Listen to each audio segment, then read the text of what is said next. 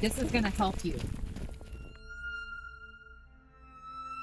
And I need somebody to document the time that he's taking the Tylenol and ibuprofen. I'm just in a fuck ton of pain. I don't want to talk about it.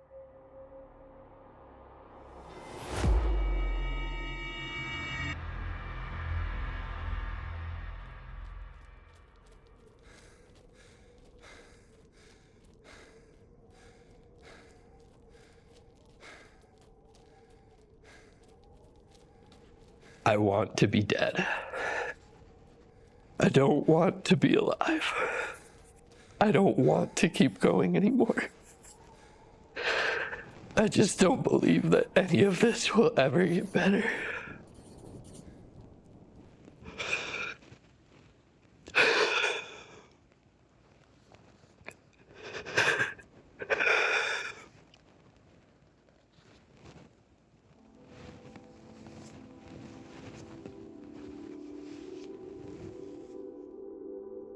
When I was going through it, sometimes like writing in a journal was like the only way to not be alone with my thoughts. I was literally trying to find a way to survive today, to see tomorrow. And I knew that if I could do that, then yeah, I could do anything. I can climb any mountain, I can ski any line, and I can run 100 miles.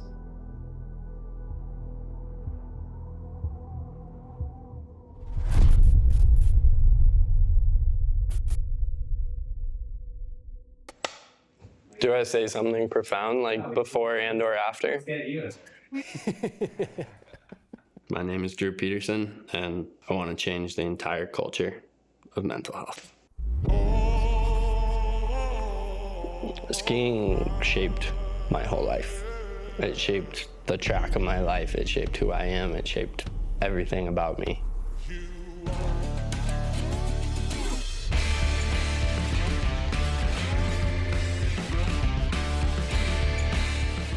I guess the best way to explain what being a professional skier is that I get to travel around the world and ski powder in front of cameras, and it's really, really fun. I used to say I was born to be a skier. It's gonna be fun.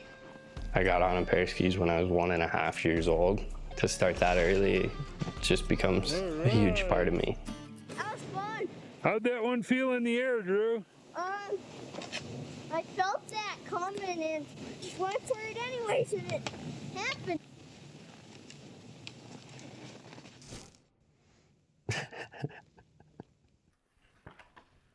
This is when I got my first sponsors. I was 16. Powder Magazine. Wrapping skiing up into an identity is when I wrapped up my self-worth into it. I don't think that's fair to make my self-worth tied to, sliding down snow.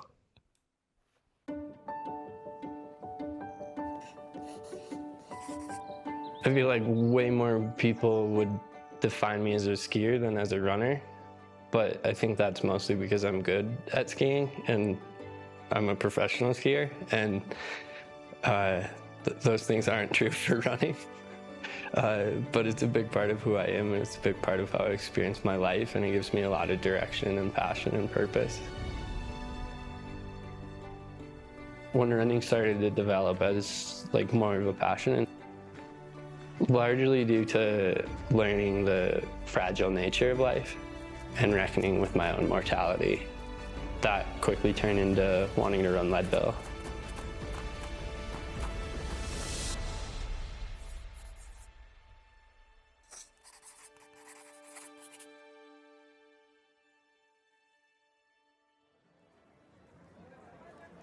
You're in the highest city in North America.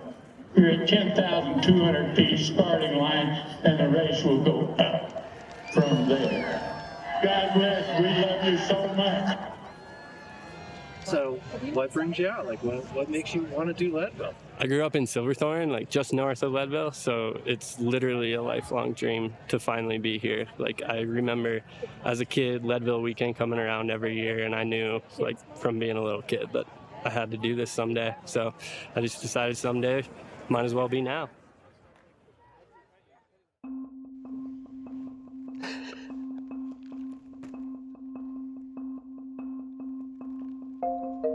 Oh, this is cool. This is from biking around Leadville 20 years ago. When we were hiking Albert, I mean, I'm really young and really small. I'd ask my mom how much further, and she would say, "Can you go 20 more minutes?" And I'd say, "Yeah, I can go 20 more minutes." She just wouldn't tell me when 20 minutes passed, and then, I'd say something again like an hour later, and she'd be like, "Oh, it's been 20 minutes. Can you go 20 more minutes?" I mean, that got us up to the summit. It's like crazy to look at these pictures and see like how happy I am and how happy I look, and know like that there was more.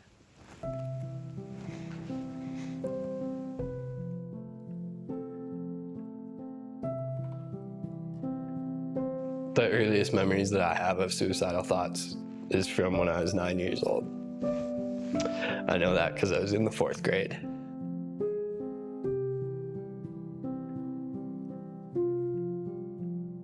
I'm still amazed, and I still wonder how that happy kid, 9 years old, was thinking about killing himself.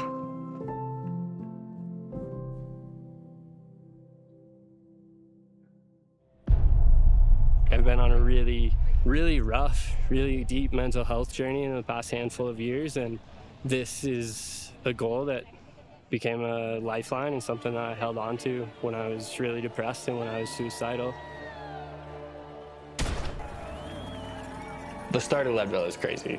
It's something like 750 runners. It's 4 a.m. and we all just start running down 6th Avenue. It's just like a mess of headlamps. It's too easy to get caught up in that energy.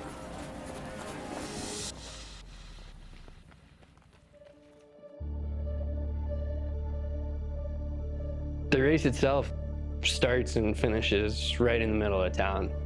Then it runs out to the base of the Salwatch Range and follows the base of Mount Massive and Mount Elbert, and then over Hope Pass, which is the high point of the race, where you turn around, run the whole thing again.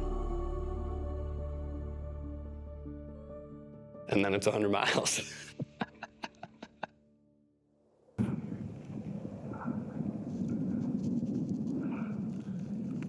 Mount Hood. Rallied down from Washington last night. Got a few hours of sleep. The boots are still wet from yesterday. And we bought snacks at the gas station last night. So we're primed for success. Skiing was in a lot of ways like the only thing in my life.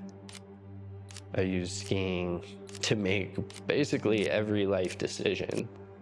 And I was also using skiing as like my only coping mechanism. At the time, I didn't have that language, but like in hindsight, it's so obvious to me that I was just in a manic episode. Hey, Zach! Hold up right there! This isn't right, man!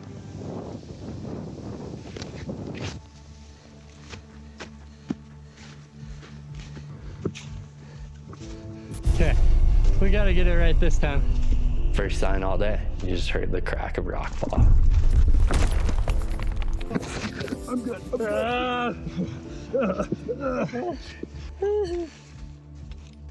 Dude, we gotta get the fuck out. This is a fucking artery, dude. This is way too much blood to be anything else. Get this on my arm. Yep. We're getting out of here. We're gonna be okay. After the rockfall accident, I was grappling with the belief that I was supposed to be dead. Like right after the accident, the only thought that went through my head was like, the only way I can make this right is if I just get on skis again. I mean, that's just like trying to escape what was happening. Trying to escape what I was actually feeling. I feel like a lot of my story, like my mental health story, but really just like my story as a human, like kind of gets like boiled down to being about the accident.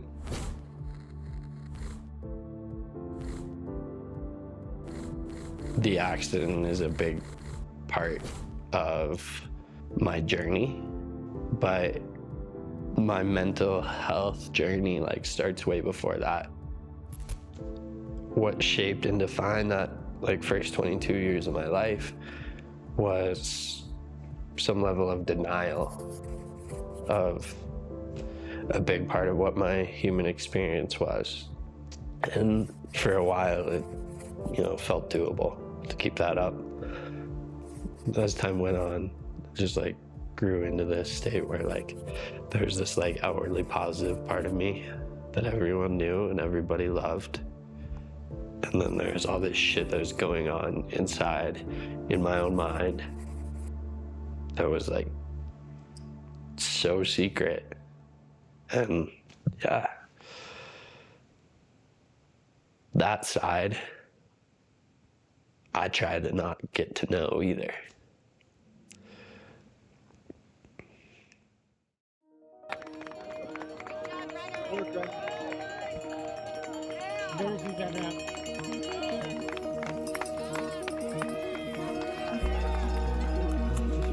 Two waters? Yep. Next. I feel like I'm running like exact pace how I want. All right, buddy. Good luck out there. Sweet. Thank you, man.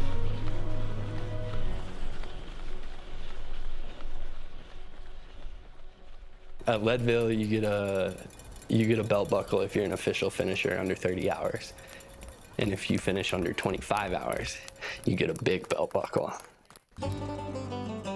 Obviously, that's enough motivation to lock in and go for the big belt buckle. I think I went out too hot.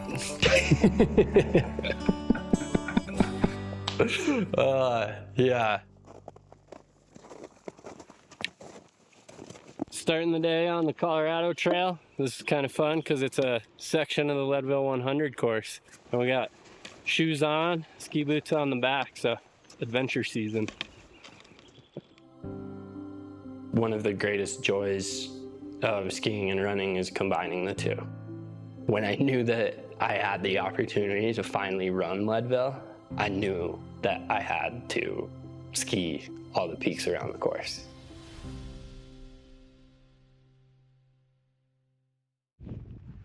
All right, Jesse, dropping 10.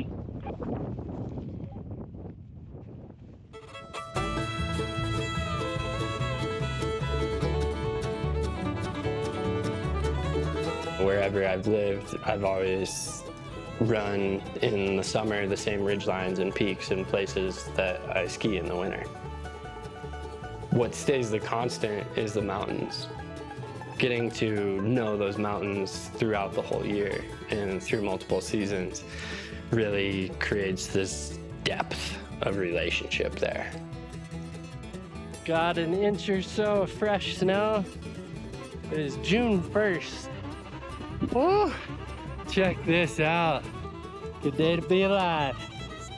Woo! Crooked road, take me home. Crooked road, you're all I know.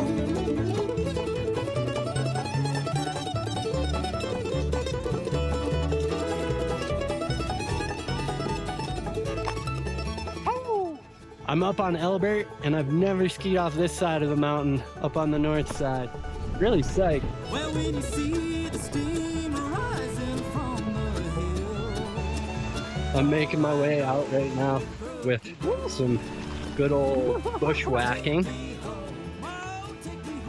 I'm certainly getting to know the mountains better right now, but it feels like they're getting to know me too.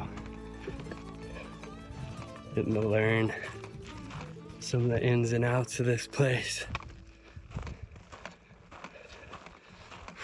It's magical.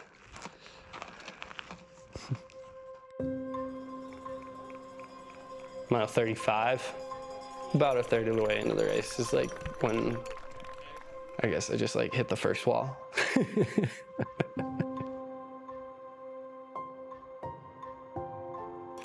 In Twin Lakes 8, like I was pretty messed up.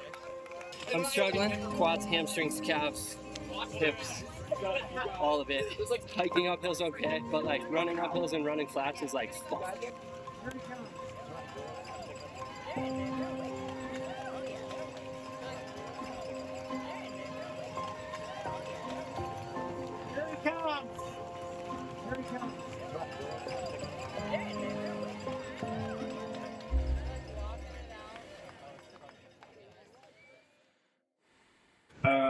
Tell me about the world.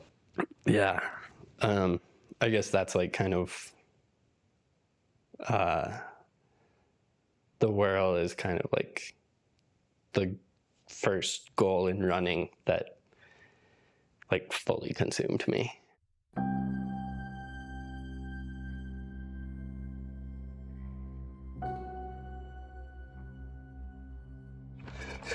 Yeah. Doing it, dude. Thanks for being here, guys. Yeah. I was grappling with the belief that I was supposed to be dead. I needed something to direct my energy towards. So running became that like complete whole focus. Dude, I don't know why I want to do this. How do you feel mentally right now? Are you like weird at all, or are you pretty? I don't feel super present. At the time, I was just like, I think I was really just like trying to prove to myself that I was still alive. Into the night. Into the night. I was standing there on that summit and I just looked over that edge of the cliff and I just had the thought go through my head, I should jump. It's midnight. If people find my body, they'll just think it was an accident. I was really terrified of my own mind. I just immediately turned around and I ran off that summit the other way. I was running away from the reality that I had suicidal thoughts going on in my mind. I kept that a secret from everyone. The thing about secrets is they stay in the dark, but eventually they come through the cracks until they break you.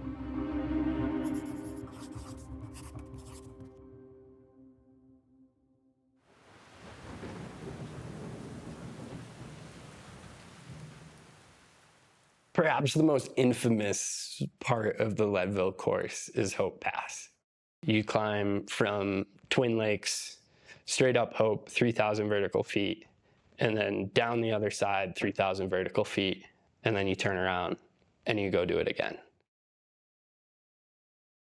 Coming up the north side of Hope, I know that climb really well because we skied Mount Hope in the spring using the exact same approach on the same trail that the course is on.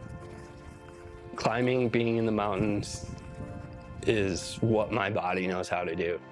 I like struggle my way to the base of Hope Pass, and then I just whipped out my trekking poles. I must have passed 80 people on the north side of Hope. Getting to come up past the lake and look up at Mount Hope and look at the couloir that we had skied in May. Dropping. I just tried to remind myself, no matter how bad things get, they're always going to get good again. It might take a mile, it might take 5 miles, it might take 30 miles, but it's going to get good again. And the only way that you get there is to keep moving forwards. That was good. Oh, that was awesome. I get to the bottom of Hope Pass, and I was feeling fantastic in every way. I was a whole different person. I came into Twin Lakes, ran over to my crew, and I just said, I'm back. And like, it had been like at least 6 hours since I had been there, but like the mountains resurrected me.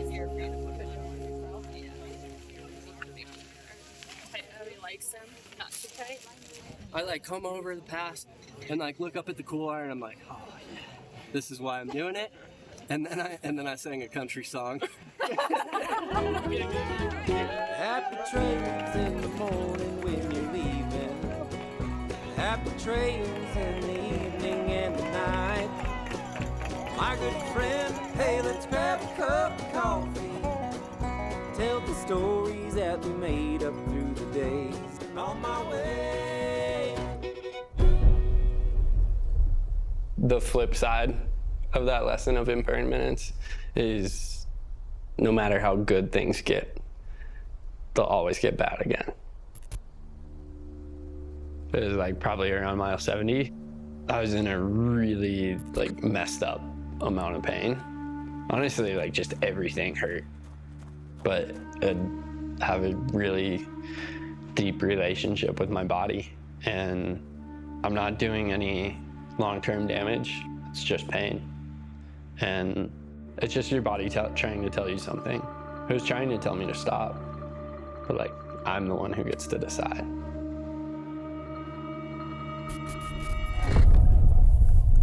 We need to give you protein now. And I need somebody to document the time that he's taking the Tylenol and ibuprofen. Fucked on his hand. I don't want to talk about it. Just need a Tylenol and ibuprofen. No. It's what I He's signed doing up for. great. Perpetual forward. We can't sit for too much longer. We gotta get rolling, my dude. Yeah. Cool. I'm still here. I think in running or in life, it's important to not cling too tightly to those good moments, to appreciate them for what they are, but not lose sight of the moment you're in for trying to hold on to it forever. It's easy to see in hindsight what was mental illness all the way back to when I was a kid. I was trying to hold all of that trauma, and I was trying to hold all of that depression, and I was trying to hold those suicidal thoughts within myself and not let them out. And that manifested in physical injuries to my body. In like August 2018, I broke my clavicle and sustained a minor concussion.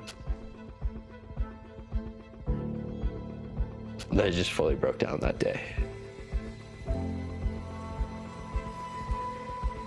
That day, I asked my brother and my mom to hold me accountable to finding help, to finding a therapist. That literal and metaphorical breaking point of my collarbone is when the path changed. When I was really struggling, people would tell me, just keep going towards the light at the end of the tunnel. And that used to aggravate me so much because there was no fucking light. It was just all dark. To be able to push through, I visualize and try to bring myself to a place where I'm experiencing more pain than I'm actually feeling in that moment, to distract me, to distract my brain from the pain that I'm feeling. But I take myself to the exact moment when I was deciding whether or not to end my own life.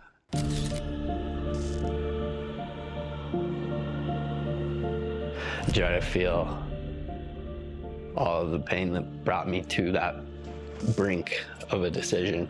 I really try to make myself feel it.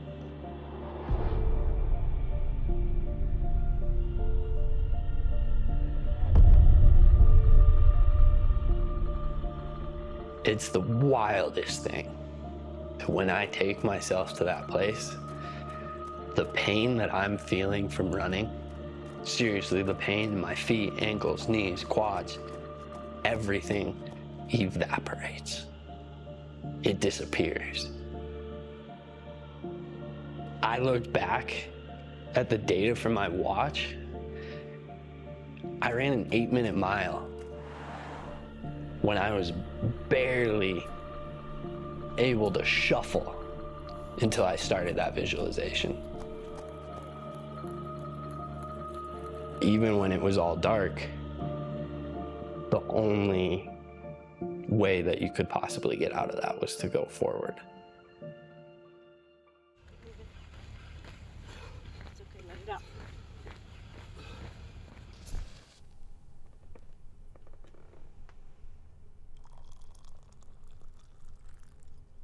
I think a lot of people probably would listen to this and think that's really fucked up.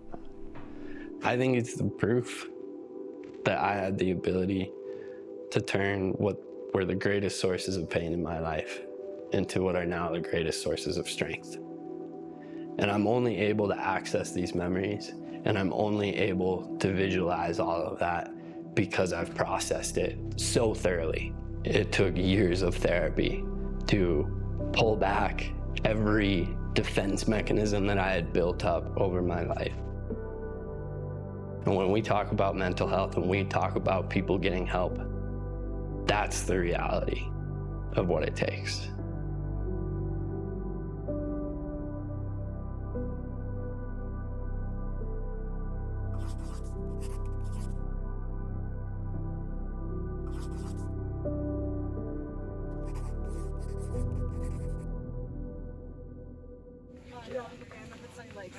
Yeah, I have that one. Yeah, of course. That section out of Outward Bound, you get the last big climb of the race, power line. I left Outward Bound running with my friend Connor, who was pacing me. I know you're still having fun back there. Yes, sir. Yes, sir. I was talking out loud with Connor, literally working through the math of how do we get to the finish? How do we finish this last 25 miles, almost the last marathon, before 5 a.m. to get that buckle? You gotta be real twisted to be into this guy's stuff.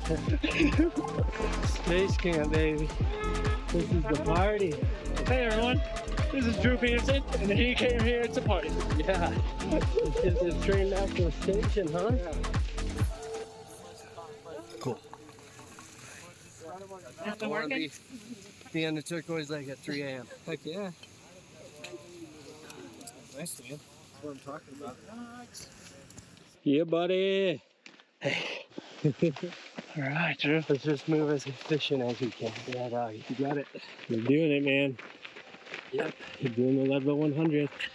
Good job, Drew. I think something that's really cool about Leadville is when you get into town, you come off this dirt road and you pass the middle school back onto 6th Avenue, which is the road you finish on. And you got about 3/4 of a mile left. And there's one hill before you can actually see town and you can see the finish line. You're allowed to have as many people run with you as you want. All of us were running it in together. You know, if there was ever a light at the end of the tunnel, you finally get to see the finish line.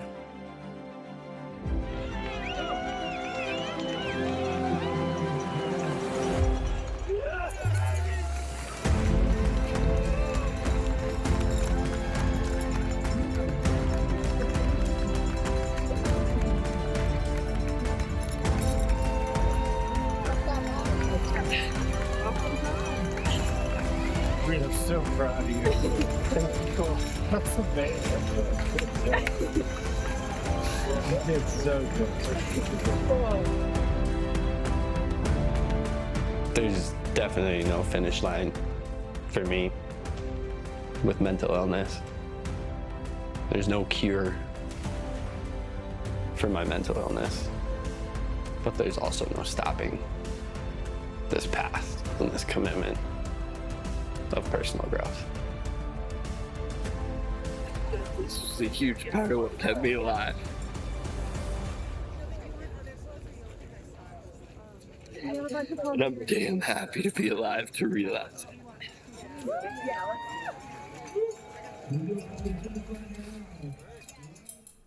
Of course, skiing and running can be therapeutic.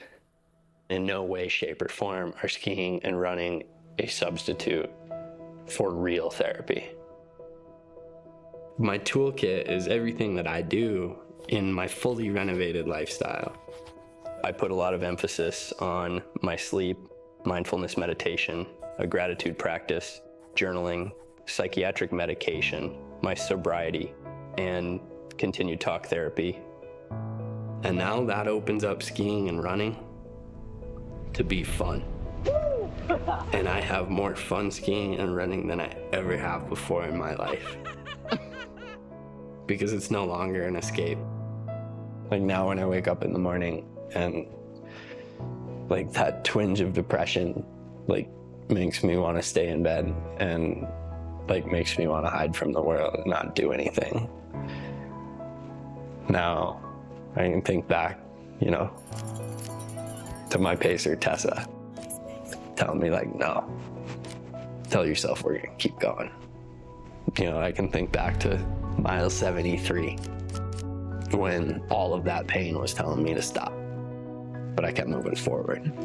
You're doing it, man. Moving so good, dude. In these recent years of my life, I honestly believe I could have lived a 100-year lifetime, never tapped into an ounce of what I've been able to find in these years. That spectrum of like, I experienced like the lows all the way down and I experienced the highs all the way up. That's an amazing gift. I'm glad that I get to use running and skiing as forms of exploration. But I'm more grateful that I get to be rooted in this moment and present, where I can just use life as a way to explore both ends and feel it all.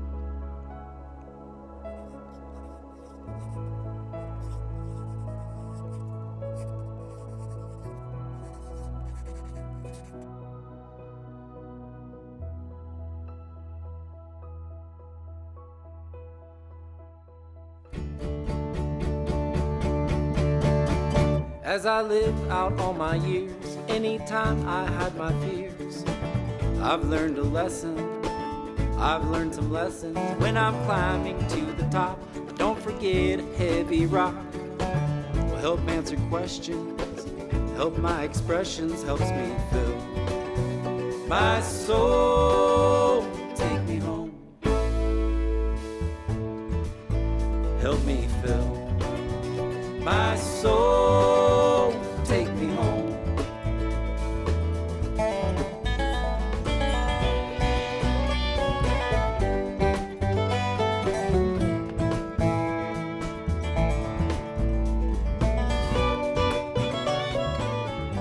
We didn't even get into death being a finish line. Ironically, that might be too dark for people. We're talking about death this whole time, but like, when I remind them that they're gonna die, that might be too much.